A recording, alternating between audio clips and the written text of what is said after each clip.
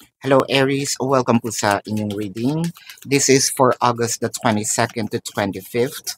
So para po sa mga bago, don't forget to click the subscribe button, smash the like button, comment below kung kayo po yung nakaka-resonate, and hit the notification bell. Kung gusto niyo po ng dalawang reading sa akin or sumali sa live sessions, doon po yan sa kabilang channel. That is Babaylad TV. No, yan po ang ating unang channel catered for our international audience. So kung hindi nyo po naaabutan itong ating live, pwede naman po kayong magtanong dito sa ating comment section as long as the question is answerable by yes or no. Na? I want you to know that this is a general reading.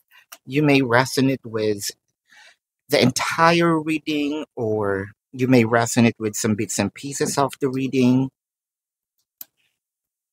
So, take what's only yours. Simulan na natin. No? Aries. Ayan, ang nakikita ko dito, parang hindi ako nagbibiro. No? Kung ano yung sinabi ko, I actually how I mean it. No? Whether it is, the bottom line here is merong umaamin, no, ng kanyang nararamdaman, whether it is through romance or romantic or galit, no. It felt like napuno na itong taong ito, no. Parang sabi niya, hindi na ako papayag, no. Whether this is you or this could be your person. You can switch the energies.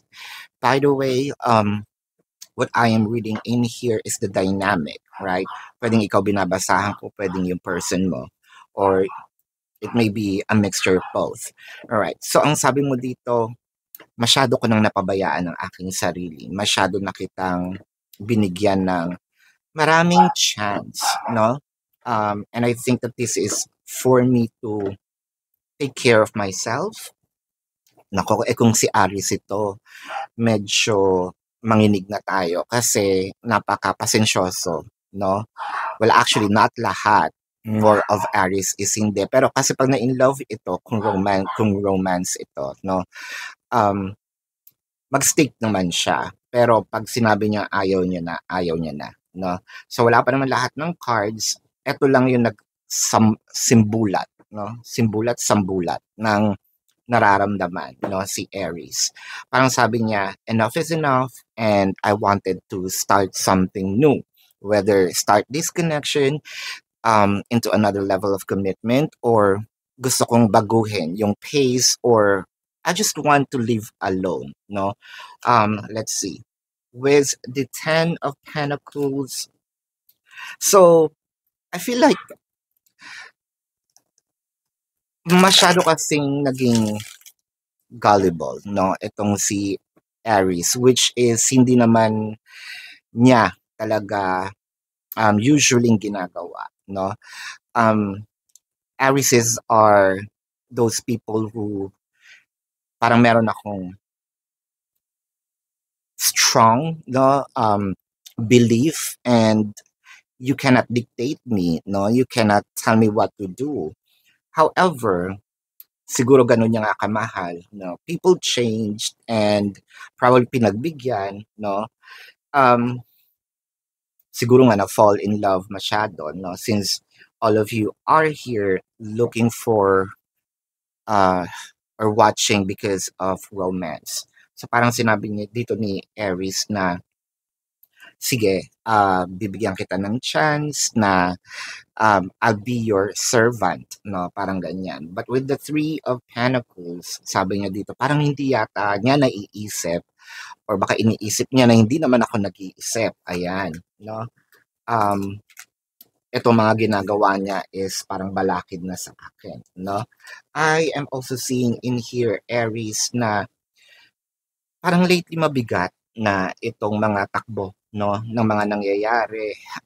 You keep on giving, but I feel like you are being taken for granted, or sabihin natin na natitake advantage din, no? Parang sa'yo is, sandali, um, I need to either reward myself or I need to prioritize myself. Let's clarify the Seven of Swords with the Four of Pentacles and the Five of Wands. So, lately parang hindi ka rin masyadong nagsasalita, which is not very Aries. I don't know what's happening, probably because of, you know, there's a lot of uh, planetary alignment, no? It could be the Mercury retrograde, it could be the Lion's portal, no? But something here kind of ang tagal ng panahon na marami akong gustong sabihin pero hindi ko naman siya ginawa, no? So this is the time wherein I think that you are standing your ground. Ayan na. So naghanap ka, no, with the King of Wands and the Three of Wands. Naghanap ka ng tamang panahon. And I think that this is the time wherein you realize that I need to speak up, stand up for myself, stand my ground, no? Actually, Aries, parang nakikita ko naman yung vision mo, no? Na kung ano yung gusto mong mangyari, gusto mong baguhin dito sa course ng inyong relationship with the Five of Pentacles. You might be, sabihin natin, wanting to put the person in the cold. Is this you also probably wanting to get out of the dynamic for now and be alone, um, left behind the person for a little while, or for a few numbers of you decided to, I need to cut this person off. Let's clarify it with the King of Cups and the Two of Pentacles. Chances are you might be on the verge of you're this close para sabihin mo, I call it quits, no? I'm about to give up. Um, I am going to leave because of I need to give myself respect that I'm not getting from this relationship. With the Two of Cups. So I think that you were disappointed with the kind of sabihin nating relationship that you're getting, no? Or the kind of connection that your person is showing you. Let's check here the emotion. This could be your person or this could be you. I wish you were mine. For a few numbers of you, this might also be a situationship, no? No label. So you're probably wanting to tell your person na hindi na ako papayag, no, na nandito ako sa situation. I feel like I'm being used, no? Parang nasabi ko na lahat ng gusto kong sabihin and I would, I'm gonna give you time, no, for you to think whether it is me or you wanted to pursue, or for a few numbers of you nandun na sa verge of probably saying, no, what they truly feel in the connection.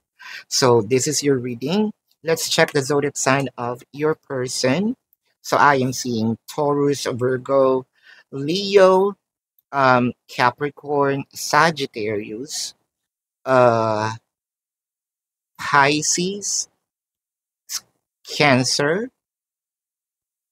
Yeah, so yun ang iyong reading. So, Aries, para po sa mga bago, don't forget to click the subscribe button, smash the like button, comment below kung kayo po yung nakaka-resonate, and hit the notification bell. Kung gusto niyo po ng dalawang reading sa akin, mag-subscribe po kayo dun sa ating kabilang channel, that is Babaylan TV. No, yan po ang ating unang channel catered for our international audience. And kung hindi niyo po na tiyempuhan itong live sessions, pwede naman kayo magtanong dito sa comment section as long as the question is answerable by yes or no. Right, Aries, kilalang kilala niyo po yung sarili ninyo. Aries pa ba? No? Kung alam niyo hindi kayo masasatisfy sa yes or no na sagot, lumiretso na kayo dun sa ating description box. May link po dun ng aking website. Click the link.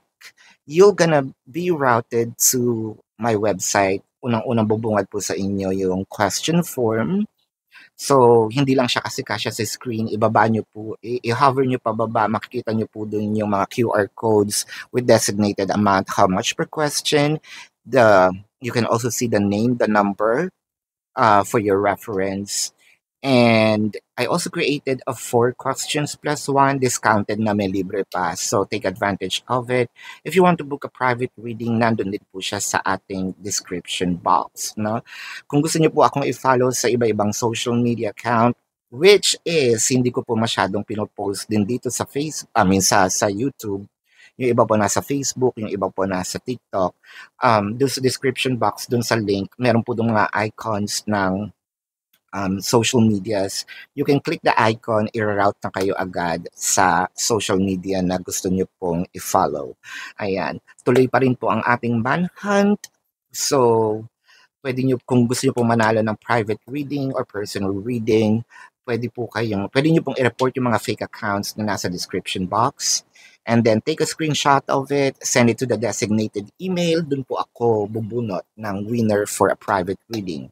Ngayon po kung hinahanap ninyo itong X-Files, isa po yung segment dito sa ating YouTube channel, all about exes. And if you still care about your exes, nasa Facebook po siya, no? Hindi ko po yan pinopost dito sa YouTube. So you might wanna check the X-Files. Nasa isang album naman siya, no?